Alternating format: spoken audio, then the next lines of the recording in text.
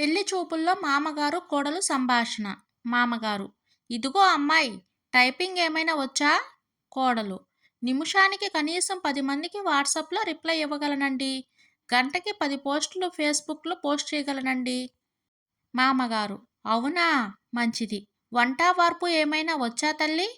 కోడలు: సిటీలో ఉన్న curry points, restaurants, hotels, take away centre apps అన్నీ అలవాటు చేసుకున్నాను. ఆర్డర్స్ పెట్టడం చిటికలో పనండి. మామగారు: శబాష్ తల్లి శబాష్. యమధర్మరాజు ఒక స్త్రీని తీసుకెళ్లడానికి వచ్చాడు. యమధర్మరాజు: పద వెళ్దాం, నీ సమయం పూర్తయింది. కనకం: ఒక్క 2 నిమిషాలు ఆగండి, వెళ్దాం. యమధర్మరాజు: ఈ 2 నిమిషాల్లో ఏం చేస్తావు?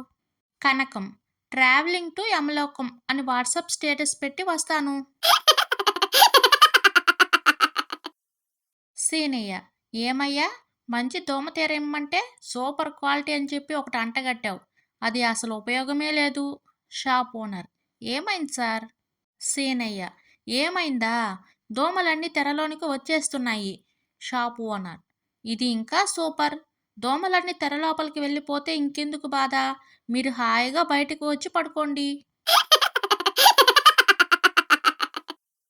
టీచర్: ఒరే చింటూ, నువ్వు స్కూల్కి రోజు ఎందుకు వస్తున్నావురా? చింటూ: విద్య కోసం టీచర్. టీచర్: పాఠం చెప్తుంటే అలా నిద్రపోతున్నావేంట్రా? చింటూ: మరి ఇవాళ విద్య స్కూల్కి రాలేదు కదా టీచర్.